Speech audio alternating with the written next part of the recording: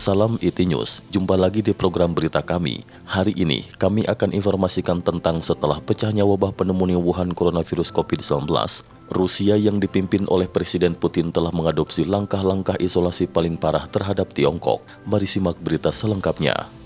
Pemimpin Partai Komunis Tiongkok mengatakan bahwa Presiden Rusia Putin adalah sahabatku. Namun setelah pecahnya pneumonia Wuhan COVID-19, Rusia telah mengadopsi langkah-langkah isolasi paling parah terhadap Tiongkok. Langkah-langkah itu terutama tercermin dalam 7 aspek berikut. 1. Tutup perbatasan Rusia-Tiongkok. Pada 28 Januari, Rusia menutup perbatasan di 3 kota yang berbatasan dengan Tiongkok. Pada 31 Januari, 16 pelabuhan perbatasan Rusia-Tiongkok di timur jauh ditutup. Mulai 1 Februari, warga Tiongkok dilarang memasuki Rusia melalui 4 pelabuhan Mongolia. Dengan cara itu, orang Tiongkok tidak hanya tidak dapat memasuki Rusia dari perbatasan Tiongkok-Rusia, tetapi juga tidak dapat memasuki Rusia melalui perbatasan Mongolia. 2. Transportasi Rusia-Tiongkok ditangguhkan. Mulai tanggal 31 Januari pukul 00.00 kecuali untuk kereta api internasional pulang pergi Beijing-Moskow, semua transportasi kereta api antara Rusia dan Tiongkok ditangguhkan. Kecuali untuk Russian Airlines, semua maskapai Rusia diterbangkan ke Tiongkok. Russian Airlines hanya dapat terbang ke Beijing, Shanghai, Guangzhou, dan Hong Kong. 4 maskapai Tiongkok yang terbang ke Moskow semua terkonsentrasi di Moskow Sheremetyevo Terminal F. Penerbangan charter pada rute Tiongkok-Rusia ditangguhkan. 3. 14 hari pengamatan medis terhadap warga Tiongkok yang memasuki Rusia dan beberapa daerah diisolasi pada titik yang ditentukan. Pada tanggal 31 Januari, Kepala Petugas Pencegahan Epidemi Federasi Rusia mengeluarkan pesanan nomor 3 yang mewajibkan para pemimpin regional untuk memastikan bahwa warga negara Tiongkok yang memiliki izin tinggal di Rusia diamati selama 14 hari dan bahwa orang yang bergejala diamati secara terpisah. Primorsky Krai, Khabarovsky Krai, Krai Postbaikal, Wilayah Amur dan Prefektur Otonomi Yahudi akan melakukan isolasi titik tetap 14 hari bagi warga Tiongkok yang memiliki izin tinggal permanen. Menurut Associated Press, pejabat Moskow memerintahkan polisi untuk mencari hotel, asrama, gedung apartemen, dan bisnis untuk melacak penurunan jumlah orang Tionghoa yang masih di Moskow. Pihak berwenang juga mengizinkan penggunaan teknologi pengenalan wajah untuk menyaring orang-orang yang diduga tiba di Rusia tetapi tidak mematuhi periode 14 hari karantina. Media Rusia mengatakan pihak berwenang Rusia mengidentifikasi warga Tiongkok di angkutan umum Moskow, termasuk bus kereta bawah tanah dan tram. Orang Tiongkok diharuskan mengisi kuesioner untuk menjawab alasan seperti di Rusia. Apakah mereka mematuhi periode karantina, status kesehatan, dan alamat? Jika penumpang tidak dapat membuktikan bahwa mereka mematuhi periode karantina 14 hari telah selesai, pramugari akan memanggil ambulans mengantar mereka ke rumah sakit. Pada 25 Februari, Kedutaan Besar Tiongkok di Rusia mengeluarkan surat terbuka di surat kabar Rusia yang menyatakan, tidak ada negara di dunia saat ini yang melakukan pemantauan khusus terhadap warga Tiongkok dalam sistem transportasi umum, termasuk Amerika Serikat dan negara-negara barat lainnya. Rusia diharuskan untuk tidak mengambil tindakan berlebihan. Rusia tetap bersikap tegas yang mereka adalah benar. 4. 80 orang Tiongkok diisolasi secara paksa dan beberapa dijatuhi hukuman pemulangan. Mereka tidak diizinkan memasuki Rusia selama 5 tahun.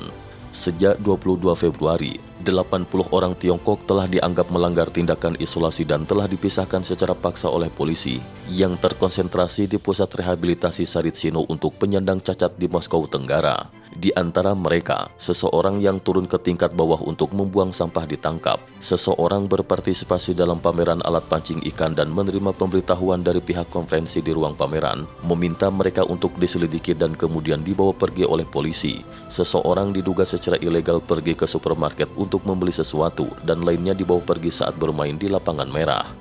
Sekitar 80 orang telah diamati dari jarak jauh dan beberapa akan diadili.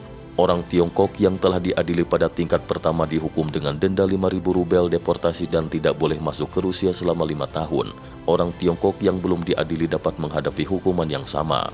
Komentator urusan Rusia saat ini Nikorsky mengatakan, kesannya adalah bahwa jika mereka melanjutkan, mereka akan segera meminta orang Tiongkok di Rusia untuk mengenakan tanda-tanda khusus seperti orang-orang Yahudi dahulu, yang menunjukkan bahwa mereka adalah orang Tiongkok yang tidak berbahaya. Atau ini membedakan orang Tiongkok dari Jepang dan Korea, karena Rusia tidak dapat membedakan wajah orang-orang Asia ini.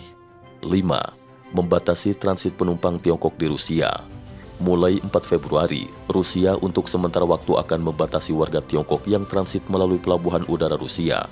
Lebih khusus lagi, mulai tanggal 4 Februari pukul 00.00 waktu Moskow, warga Tiongkok hanya dapat transit di Bandara Moskow Sheremetyevo. Selain itu, tidak ada kota dan bandara Rusia lainnya yang dapat melakukan transit. 6. Warga negara Tiongkok dilarang memasuki Rusia.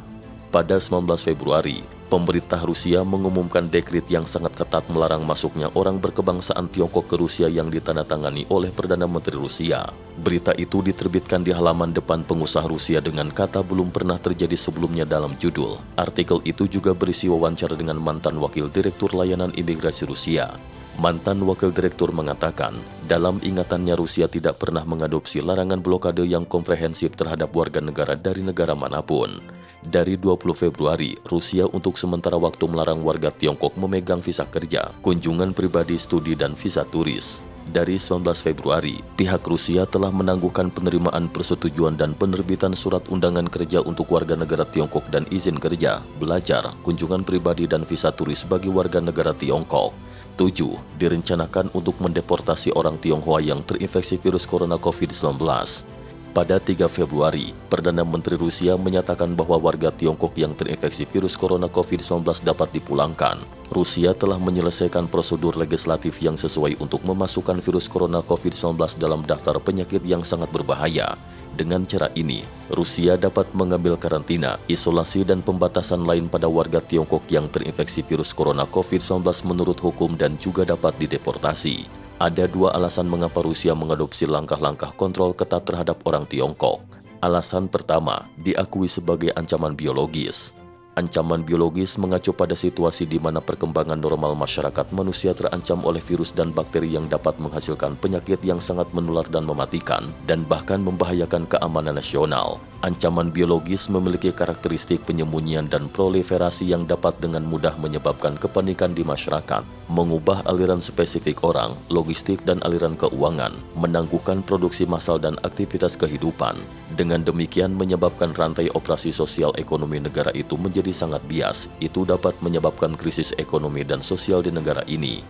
Pada 21 Januari, sebelum kota Wuhan ditutup setara dengan kantor berita Rusia dari kantor berita Xinhua mengeluarkan dokumen berjudul Epidemi Virus Corona COVID-19 dari Cina adalah ancaman biologis bagi Rusia yang langsung mengutip dari Kementerian Kesehatan Rusia. Pada 21 Januari, Duma negara Rusia mempertimbangkan rancangan undang-undang tentang ancaman biologis Rusia. Beberapa anggota bertanya kepada Wakil Menteri Kesehatan Rusia Krayevoy, apa ancaman biologis spesifik Rusia saat ini hadapi? Krayevoy menjawab, contoh paling jelas dalam kehidupan kita sehari-hari adalah penyebaran coronavirus di Tiongkok. Alasan kedua, para pemimpin Rusia sangat mengenal kejahatan Partai Komunis Tiongkok. Presiden Rusia Putin awalnya adalah anggota Partai Komunis Uni Soviet dan mantan pejabat KGB atau Komitet Gosudarstvennoy Bezopasnosti, yakni Badan Intelijen Uni Soviet. Dia memiliki pemahaman yang mendalam tentang ketergantungan Partai Komunis pada tekanan tinggi dan penipuan untuk mempertahankan kekuasaannya. Faktanya beberapa bencana besar di bawah kepemimpinan Partai Komunis sangat jelas. Pada tanggal 31 Oktober 2017, tembok sedih untuk mengenang para korban penganiayaan politik Soviet diumumkan di Moskow. Presiden Rusia Putin menghadiri upacara pembukaan. Penting bagi kita semua dan bagi generasi mendatang untuk memahami dan mengingat periode tragis ini dalam sejarah kita, kata Putin.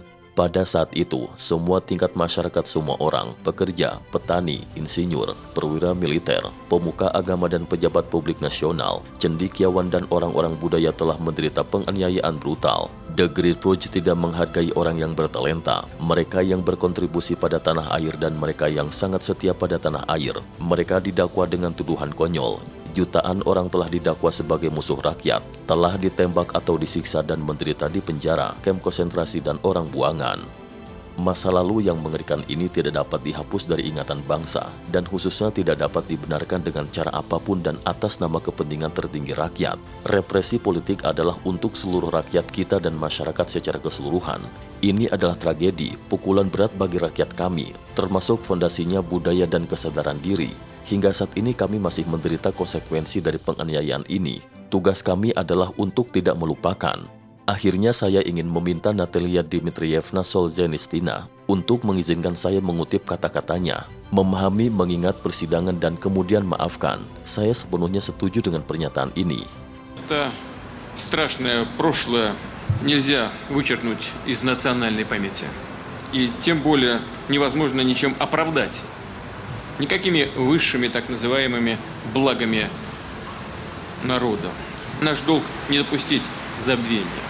Penyebaran pneumonia Wuhan coronavirus di Tiongkok pada tahun 2020 yang menyebar ke seluruh dunia adalah akibat kejahatan dan keburukan Partai Komunis Tiongkok yang terus-menerus selama beberapa dekade. Sejak pecahnya epidemi ketika bencana nasional memimpin, hal-hal yang disebutkan dalam pidato Putin di atas masih terjadi di Tiongkok dalam skala besar. Partai Komunis Tiongkok sangat kotor. Singkatnya, Presiden Rusia Putin yang menyaksikan pergolakan Uni Soviet dan Eropa Timur sama sekali tidak mempercayai Komunis Tiongkok. Ini adalah akar penyebab tindakan pencegahan ketat pemerintahan terhadap Tiongkok. Per 12 Maret, pneumonia Wuhan coronavirus COVID-19 telah menyebar ke lebih dari 100 negara di wilayah di seluruh dunia. Sejauh ini hanya 20 orang yang didiagnosis di Rusia.